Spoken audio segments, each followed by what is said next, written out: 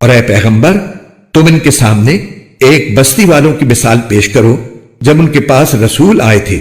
جب ہم نے ان کے پاس شروع میں 2 رسول بھیجے تو انہوں نے دونوں کو جھٹلا دیا، پھر ہم نے ایک تیسرے کے ذریعے ان کی تائید کی اور ان سب نے کہا کہ یقین جانو ہمیں تمہارے پاس رسول بنا کر بھیجا گیا ہے۔ انہوں نے کہا تمہاری حقیقت اس کے سوا کچھ بھی نہیں کہ تم ہم جیسے ہی آدمی ہو، اور خدائے رحمان نے کوئی چیز نازل نہیں کی ہے اور تم سراسر جھوٹ بول رہے ہو۔ ان رسولوں نے کہا ہمارا پروردگار خوب جانتا ہے کہ ہمیں واقعی تمہارے پاس رسول بنا کر بھیجا گیا ہے، اور ہماری ذمہ داری اس سے زیادہ نہیں ہے کہ صاف صاف پیغام پہنچا دیں۔ بستی والوں نے کہا ہم نے تو تمہارے اندر نحوست محسوس کی ہے، یقین جانو اگر تم باز نہ آئے تو ہم تم پر پتھر برسائیں گے اور ہمارے ہاتھوں تمہیں بڑی دردناک سزا ملے گی۔ رسولوں نے کہا تمہاری نحوست خود تمہارے ساتھ لگی ہوئی ہے، کیا یہ باتیں اس لیے کر رہے ہو کہ تمہیں نصیحت کی بات پہنچائی گئی ہے؟ اصل بات یہ ہے کہ تم خود حد سے گزرے ہوئے لوگ ہو۔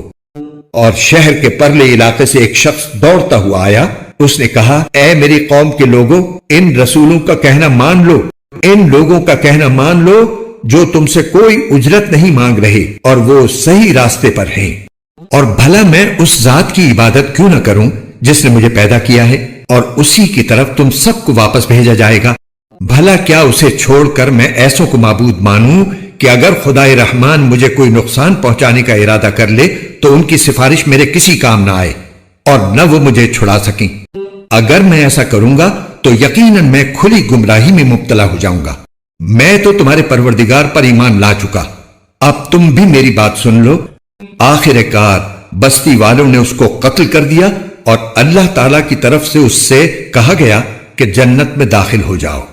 اس نے جنت کی نعمتیں دیکھ کر کہا کاش میری قوم کو معلوم ہو جائے کہ اللہ نے کس طرح میری بخشش کی ہے اور مجھے باعزت لوگوں میں شامل کیا ہے۔ اور اس شخص کے بعد ہم نے اس کی قوم پر آسمان سے کوئی لشکر نہیں اتارا اور نہ ہمیں اتارنے کی ضرورت تھی، وہ تو بس ایک ہی چنگھاڑ تھی جس سے وہ ایک دم بجھ کر رہ گئے۔